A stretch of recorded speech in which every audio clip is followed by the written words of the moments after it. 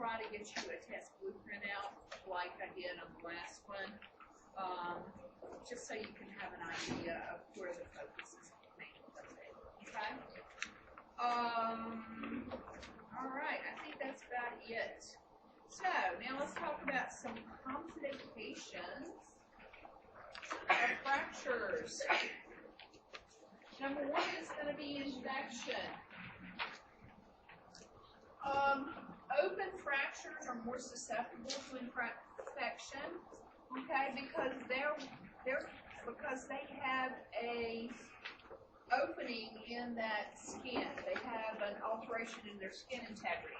Anytime you have a break in that skin, or that bone goes outside of the area where it's going to normally is, you're going to have an increased risk of infection. You may see contamination at the time of injury. A lot of times what you will see is that not only will you get skin and hair, but you may get dirt, okay, from the soil. If it was a dirty injury falling off an ATV or on the playground or wherever. Basically, Clostridium infections, you tend to see those with dirty wounds, and that can lead to gas gangrene or cellulitis. Now, the other thing that you need to be very, very well aware of is that people with open wounds not only are at risk for infection, but they're at risk for development of tetanus. So most of these people will get a tetanus booster at the time of injury if they have not had one within the previous year. Okay? So most of the time what you'll see, tetanuses are due every 10 years. Depending on your profession, my daughter has to take one every 5 years. So if you work with something that would bite, scratch, or whatever, a lot of construction workers will take them every 5 years as well because of increased risk of injury. Okay, so typically every 10, some people every 5, but definitely if they have not had one within the last year, they need to have tetanus booster.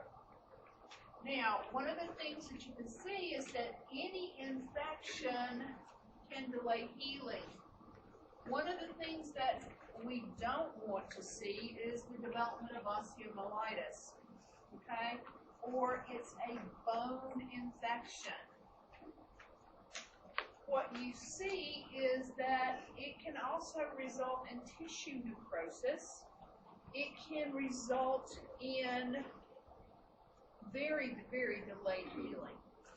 One of the things that you will see with your patients that develop osteomyelitis is that it takes quite a while to heal, okay? Because if it's not in one of the areas where you have a very good blood supply, then what you often see is that the antibiotics have to be a higher strength and a longer duration, okay? Osteomyelitis, we're probably, if you have a patient that develops it, we're talking probably a minimum of 4 to 6 weeks of IV antibiotics, okay? And then maybe another 6 months of PO antibiotics because it takes a long time to heal. One of you had a patient not last week, but the week prior to, that developed osteomyelitis in his foot because he has diabetes, okay? And it never healed. And so he had to have a right AKA, okay, because of the infection. It's very, very difficult to heal. Okay, you would see, I see them quite a lot from people with diabetes because, number one, increased risk for healing difficulty, and then number two, sometimes they do things stupid. I had a guy that basically developed osteomyelitis in his big toe because he was trimming his toenails with his pocket knife. Oh. Okay, not a clean pocket knife, but the ones that he uses every day. And of course, he got an infection and was in the hospital for antibiotic therapy. And it was one of those things that he would have died if he had not had a student nurse that day. Because what happened is that, of course, it causes a lot of pain. He was taking pain medications. He was on high levels of vancomycin. Okay? Vancomycin, it's a myosin, and this is one thing that you need to remember. Myosins are typically nephrotoxic and ototoxic. And what happened is that they had given him pain medicine at about 5:30. My student went in there at 6:45, and the man wouldn't wake up. I mean, with sternal rubs, he wouldn't wake up. And basically what had happened is that his vanc level was so high that he had gone into acute renal failure, and he was not clearing his pain medication from the system. So basically, we, as the nursing staff, overdosed this man. So a couple of shots of Narcan, ICU, dialysis for several days to bring the kidney function back, and he was fine. But if he had not had a student nurse, probably they would not have checked him until it was time for his antibiotics to be given.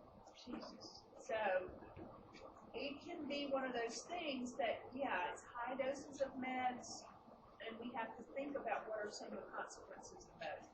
Especially if you're doing this for 4 to 6 weeks at that higher dose, because liver function, renal function can all be altered with that. Okay?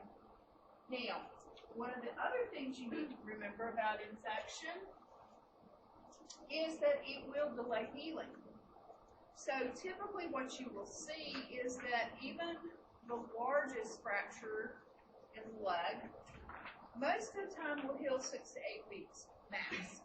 It may take longer with your elderly population that doesn't have as high an osteoblastic formation. But this can cause that callus, remember that I told you that develops, that makes it stronger at the site of the break, to not form. And what we often see is what they call delayed union or non-union. Okay? Delayed union is prolonged bone healing that inhibits nutrition. Poor nutrition, inadequate immobilization, prolonged reduction time, infection, necrosis, age, immunosuppression, severe bone trauma, resulting in multiple fragments. The more fragments that you have, the harder it is to heal because you have to develop several calluses there. Okay? But that infection will delay the union of those bones. And typically, you don't see complete healing until that infection is completely gone. Now, one of the bad things about that, though, guys, is osteomyelitis is a sneaky little thing.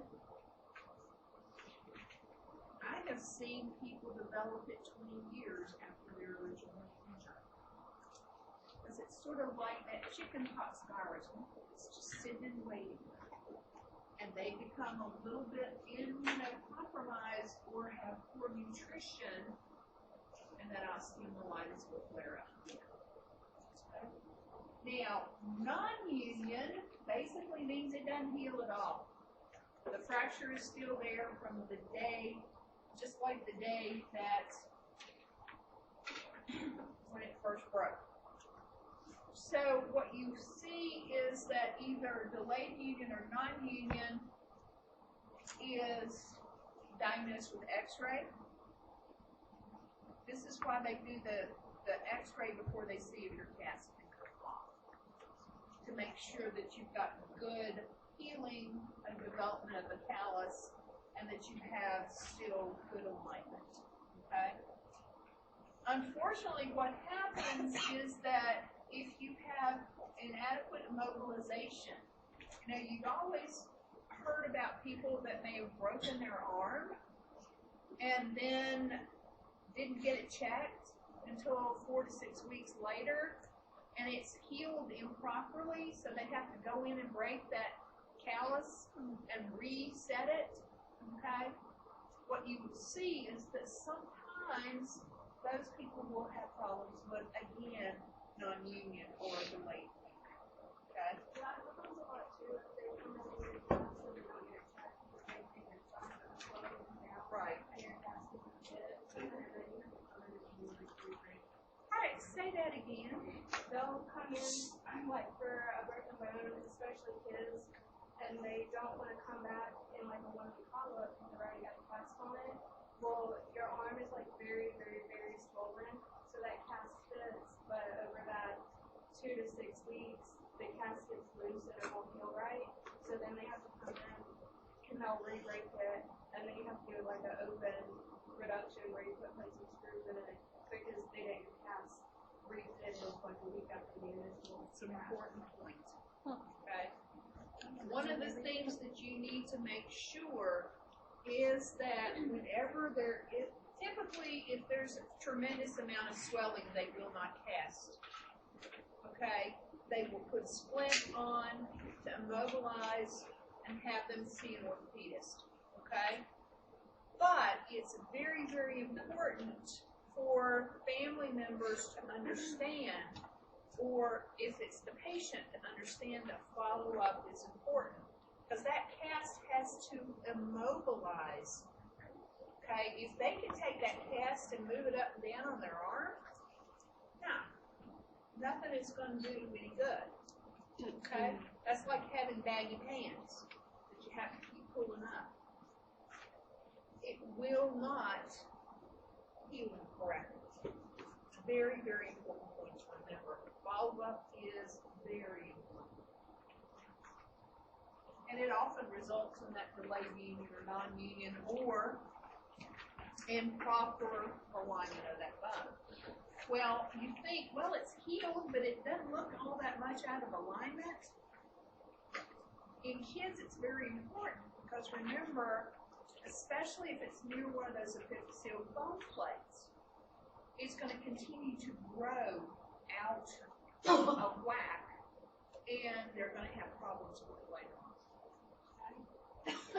Collaboration with physician or healthcare provider, emergency care, we want to immobilize that fracture. We want to maintain perfusion. We want to prevent infection. Immobilize may mean basically put pillows on a leg and a sandbag to keep it from rotating one side to the other. It may mean a splint. It may mean whatever it takes. If you're in the woods, 2 sticks and a rubber band. I don't know. But you want to immobilize that fracture. Number 1, it's going to reduce pain. Number 2, it's going to reduce swelling. And number 3, that way their leg doesn't fall off. Stretch it. Okay? Cover any open wounds. Control bleeding with pressure dressing. Now, you might have to put a little pressure on it, and you're going to hear some serious screaming. Okay? If you're in an emergency room, then yes, you medicate that patient. Okay? But we want to make sure that we control the bleeding. With our hips or femurs, or pelvic fractures, you tend to see a whole lot more bleeding, and those patients can go into hypovolemic shock. Now, if it's an open wound, you can see the blood. But if it's a pelvic fracture or a hip fracture that does not cause an open fracture, you may not be able to see external bleeding. but you will see bruising, swelling, and you will see that their blood pressure will drop. Okay? We can prevent further damage. Remember, we're going to do our 5 P's, 6 P's, and make sure that they're not developing compartment syndrome. Now, whenever you look at medical treatment, there are a couple ways that they treat fractures. And they usually reduce. By reducing, that means that they align them. A closed reduction is a non-surgical realignment of the bones that returns them to their previous anatomic position. That may mean traction. It may mean just casting. Okay? Closed reduction is non-surgical. Open reduction is a surgical procedure with an incision at the site of the fracture to clean the area of fragments and debris. Remember, to clean that debris out is to help prevent that infection. Open reduction. Now, what you also may see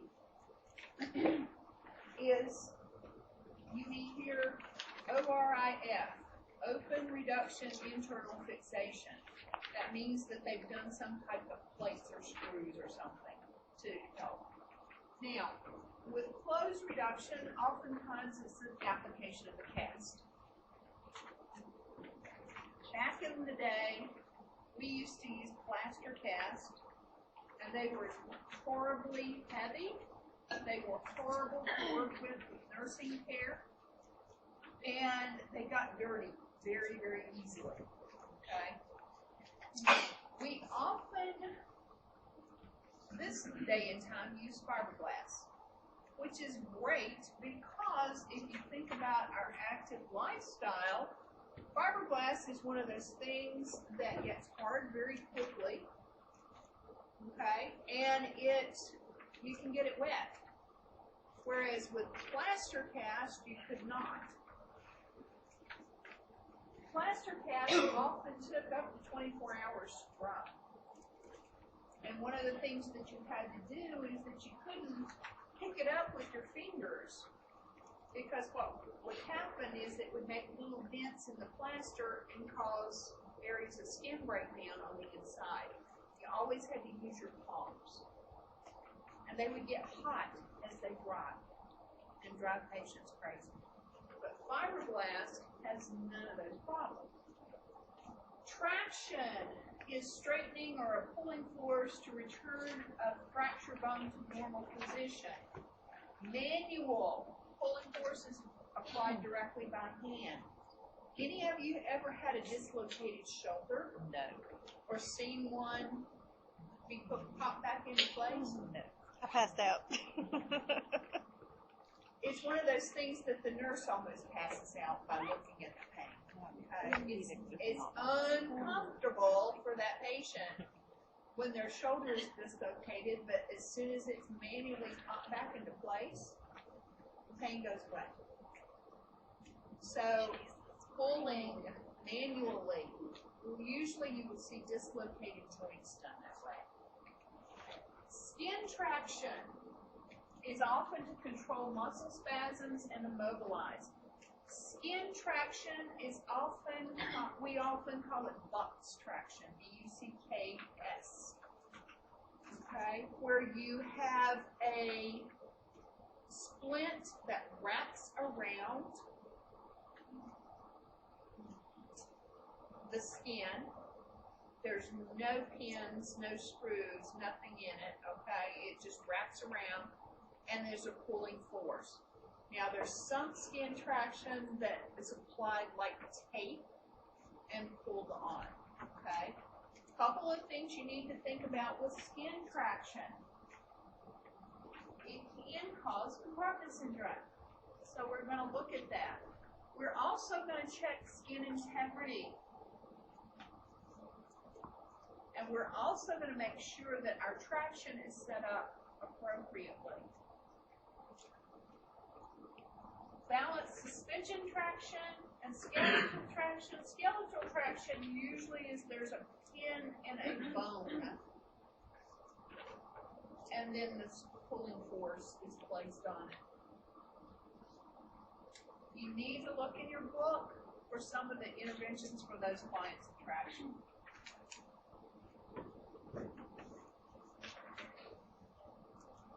Okay, let's talk a little bit about this. But look at traction.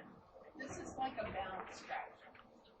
Okay, where they've got traction pulling on the hip back, got traction pulling the leg forward. Okay, now one of the things that you often will see is that in most hospitals, nurses don't set up the traction. It's done by an orthopedic tech, and they come and do it. But you need to know if it's set up appropriately. A couple of things that you need to make sure: the weights must always hang freely. That's a KDOD. Because if the weight is sitting on the floor, is it providing any traction? No. Okay? Do not take that weight off unless you have a physician who will do so. Yes, I know it's easier to take it off and pull them up in bed. But what have I just done to the alignment of my bone if I remove the weight? Shifted it possibly. Okay? And if they're trying to reduce that fracture by using this traction, you've just invalidated the 2 or 3 days that they've just been in traction. Okay? So make sure that you get help to pull patients up in bed, but don't move their weights. Now, a couple of other things you need to remember is that the type of traction that you have will depend on how much weight you can put on there. Skin traction, typically you only see 5 to 10 pounds. If it's skeletal traction, usually more than 10. Because that pin is in that bone and it's a solid connection. But skin traction typically only 5 to 10 pounds because you don't want to be pulling on the skin. Now, box traction is something that we use quite often, like I said, to immobilize and reduce muscle spasms. And you will see it used quite frequently in your elderly populations where they may fall and fracture a hip, but they're on Coumadin. So you can't take them to surgery until their INR is back down towards the normal level. Usually they don't take them until they're about 1.3 or 1.5. Okay? But if they're 2 or 3, which is the normal therapeutic range, then they're going to have to wait a couple of days. So usually they will use box traction to try to reduce that fracture and decrease the amount of pain that they have because of the muscle spasms. Okay?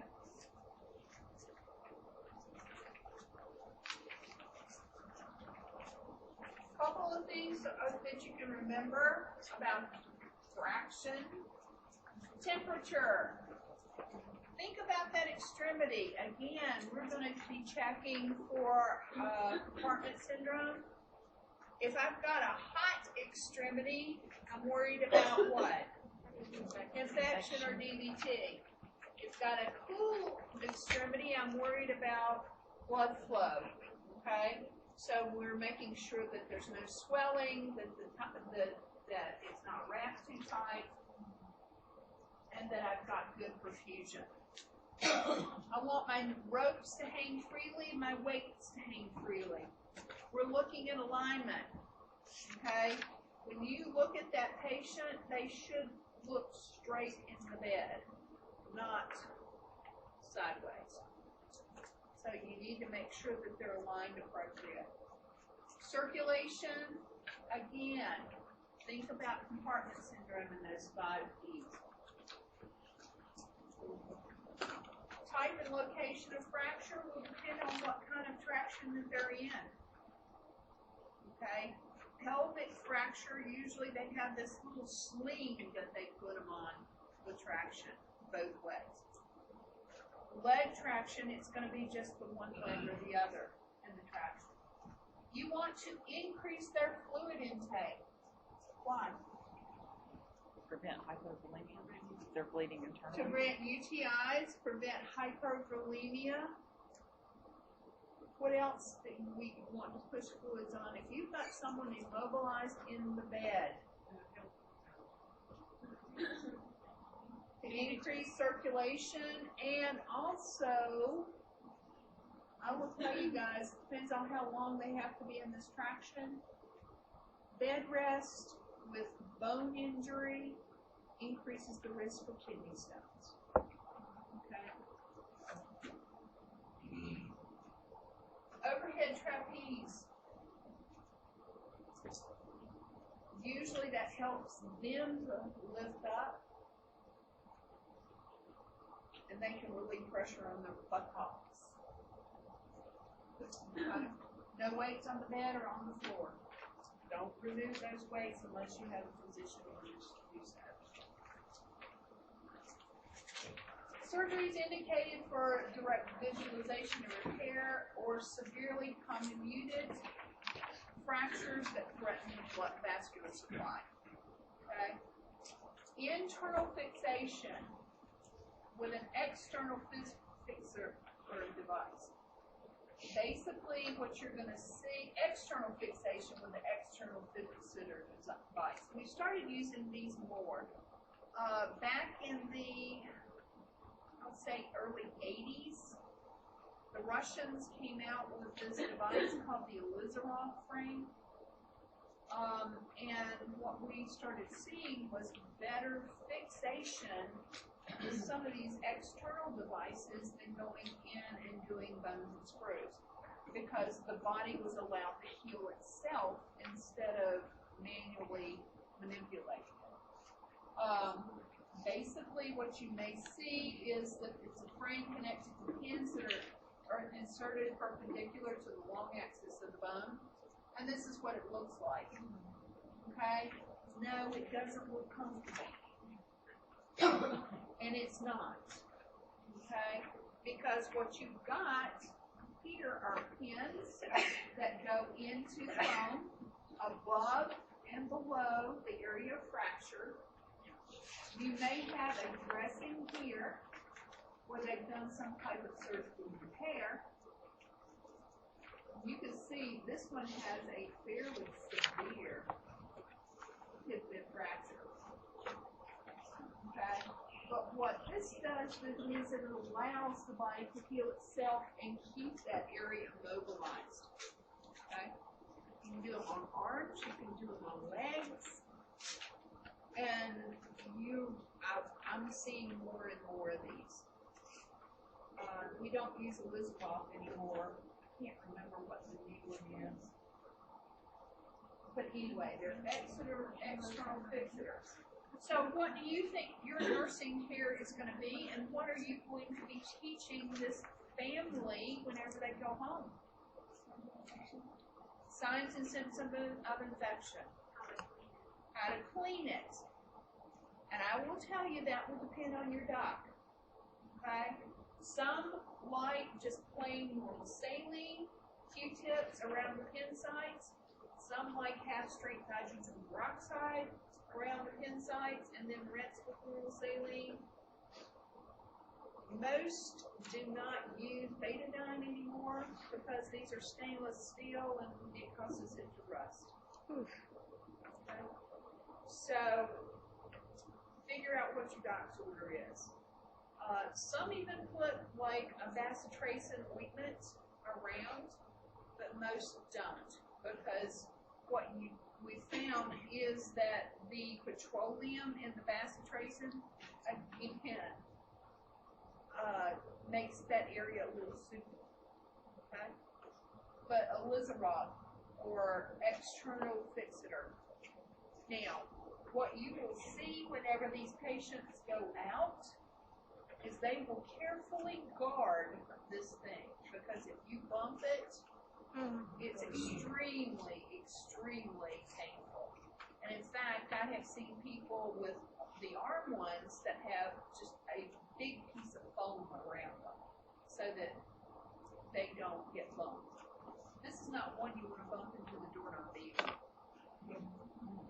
Okay, open reduction internal fixation, an ORAF. Basically, that may be that they go in and fix it, may put in a plate, may put in some screws or wire. Okay? Now, electrical bone stimulation is one of the newer things that's been out for just a little while. And basically what that does is that over the area of the fraction, they stimulate, and hopefully it leads to further bone growth. Often you will see that done for people that have delayed union or not, to see if they can get that bone to heal before they have to do a surgery procedure. Now, implementation for your acute pain, vital signs, pain scale, gently and slowly move that patient. All right, as a general rule, we're going to elevate that injured extremity above the heart to increase venous return and to decrease pain. Okay? This basically will decrease swelling and hopefully help them to avoid compartment syndrome. But I'm going to tell you is that they're already showing signs of decreased circulation. Elevating may not be your first priority, because you might have to get that cast off to increase your circulation. But if you elevate prior to having neurovascular compromise, then you may be able to avoid it. Distraction, non-invasive pain relief, watching movies, reading, okay, whatever it takes. Aromatherapy. Pain medications as prescribed. Bone pain is one of the worst pains you can have. Risk for peripheral neurovascular dysfunction. This is your nursing diagnosis for compartment syndrome. Assess every 1 to 2 hours. Monitor that extremity for edema, swelling, throbbing, unrelenting pain. This is a clue. You give a patient some of their pain medication, 15 to 20 minutes, like an IV push. You give 15 to 20 minutes later, they say it hurts worse, or I got no relief. That should sort of kick in and tell you that I need to do further assessment and make sure that this patient is not developing a compartment syndrome. If that cast is tight, you need to prepare for bivalving that cast. And by bivalving means cutting it in two. And then typically what we do is take both halves of that cast, leave it in place, and then wrap it with like a gauze to keep it in place to immobilize that fracture. But it does allow for that swelling to continue. Okay? Bivalve, you think of bivalves, you think of seashells that have two parts that open and close. That's what they do with bivalve in that cast. Risk for infection. Guidelines for skeletal pensite care, vital signs and lab reports. We want to look closely at these patients' WBC counts. And if it starts that creep or you start to see that left shift, that needs to be reported to the healthcare provider. Sterile technique, look at wounds, do your readout. Okay, see what that redness, edema, erythema. What's D? Drainage. Okay. Make sure I get all the antibiotics for physician order. Typically what you're going to see is they're administered with dirty wounds from motor vehicle crashes or ATVs or something like that. They may not do a full 7 days, but they will often do prophylactic antibiotics, especially for that very, very dirty wound. Mileage deficit, they need to know about their cast care.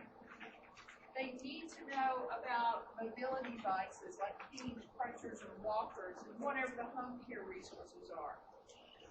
One of the things that drives me absolutely crazy is to see someone take something and dig under their desk. Because I'm thinking skin integrity, infection, oh Lord. But basically, they need to know that if it itches, I'm sorry, we give you Benadryl. If it itches, the best thing you can do is take a hair dryer to the low setting and blow air under it. Okay? Never, ever, ever say it's okay to put anything under that cast and dig around. The skin is, well, yeah, especially if you've got, I will tell you after 3 or 4 weeks in that cast, your skin is going to be dry as a chip.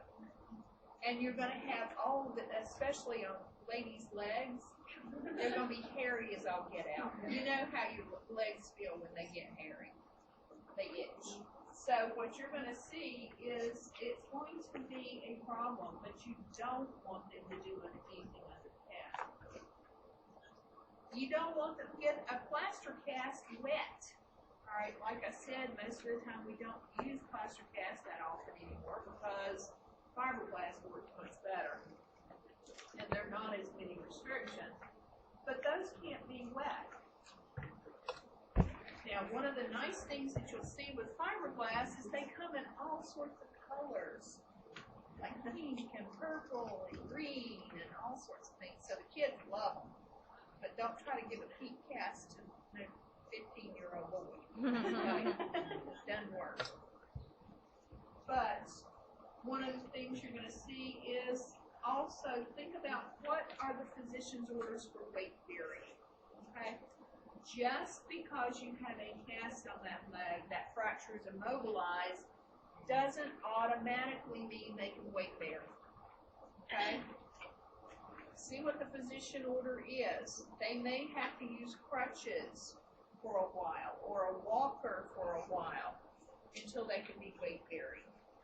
Typically, one of the things you'll see is that whenever they can weight bear, they will put this little thing on the bottom, and it becomes a walking cast that basically gives them a little bit of grip because casts are slick if you don't put that little grip on the bottom. But see what their weight bearing, see what they're lifting, what their use can be. All right. Can they brush their teeth? Can they comb their hair? See what the physician order said. One of the things you want is for physical therapy to evaluate their home environment. If they've got steps, do they have 2 steps to get into the house? Can they maneuver those steps?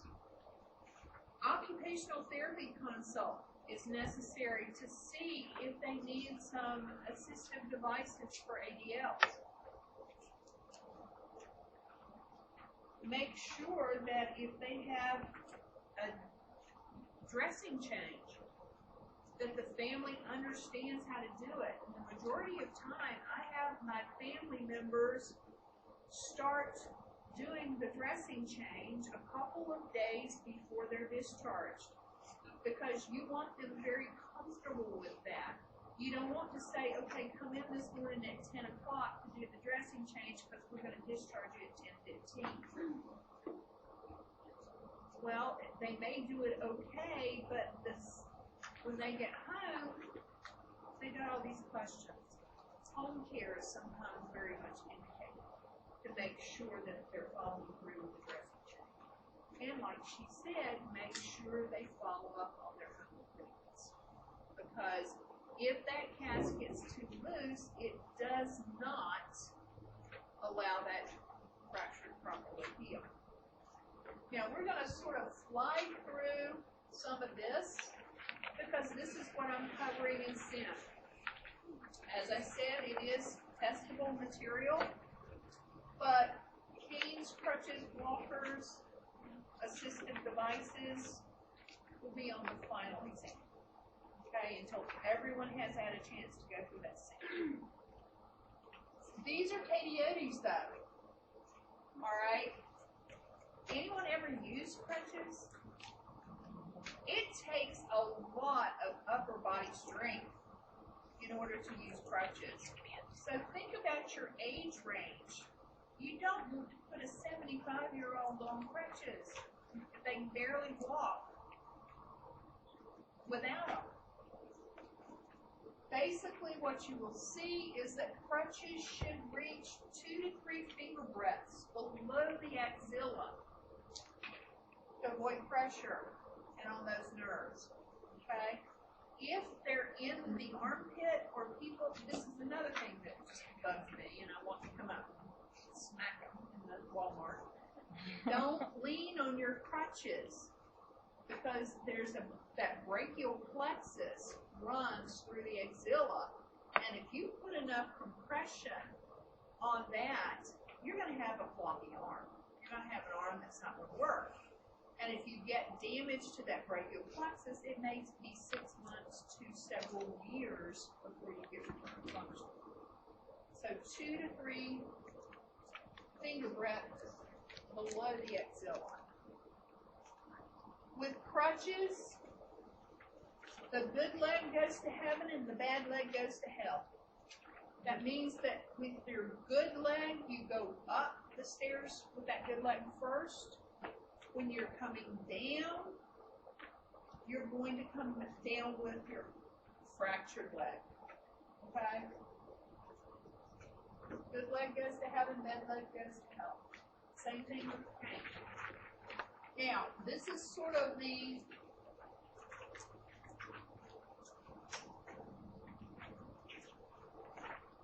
synopsis of everything we talked about. So make sure that you know what's on the slide. So, we've got a 16-year-old male that was admitted after a motorcycle accident, compound fracture of the thigh, severe to soft tissue injury. After surgery, he has an external fixer device with a Jackson Pratt drain.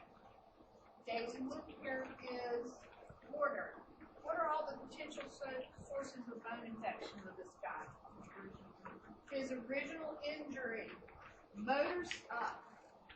motorcycle, compound fracture, which means he probably hit the dirt or hit the pavement. Okay? External fixator, invasive device with pins, and he also has that Jackson Pratt drain. Okay? Those are those little red bulb things that you press, put the cap on, and then what you will see is that as it fills with blood or drainage, it expands, so you empty them, and then you squish them, and you put the cap on it again. Okay? Wound care. So you've got several sources of infection there. So our nursing care is geared towards assessment for infected sources. When we, like, I've worked out in the OR at the hospital, and probably 80% of the time that we get patients with infection after a car crash that's led to an open fracture, it's because they get road rash and they end up getting infect rash because of the stuff. Yep. Like, your other ones are treated, the nurses are watching the fracture, they're watching your exudates, they're watching your drain, but they don't think that your skin literally rubbed all the way off into your throat 10, 100, 200 feet. That's why it drives me crazy. crazy. I just want to go up and shake these people that are in little t-shirts and shorts and flip-flops on their motorcycles. All right, first patient that got me interested in neuro was a 19-year-old guy. This was back in the 70s, whenever mooning was the big thing. And if those of you that don't know what mooning is sticking your bare butt up against a window at another car as they go by. This 19-year-old was out with his fraternity buddies. Of course, alcohol was involved. And he was mooning someone, and the driver ran around a curve. Well, the door wasn't locked, and he tumbles out. Bare butt, got severe road rash with a head injury. And unfortunately, it was the road rash that led to his meningitis and eventual death. Because he could not control his ICP. But she's very, very right. Road rash is a very, very important thing to care for and watch for symptoms of infection. Please, if you do wear a motorcycle, wear protective gear. I don't care if it's 98. Wear jeans at least, and then make sure that you got a jacket on. And please wear a helmet. Kansas, I was out helping my daughter move, does not require helmets. And one of the things that we see is an increasing incidence of death from unprotected heads during motorcycle crashes. Now these little brain bowls that people wear, that basically are what they are. They will hold your brain to your head until we get you to the hospital and pull it off. But helmets, even the full helmets, are much better. And in fact, one of the things that we're starting to see is that the full helmets with the face guard not only protect from head injury, but they tend to protect from neck injury as well. Because a large majority of your patients that are killed in motorcycle crashes are because of high cervical neck injury. So, all right, my spiel before the 4th of July. I'll take a break, and we're going to do hip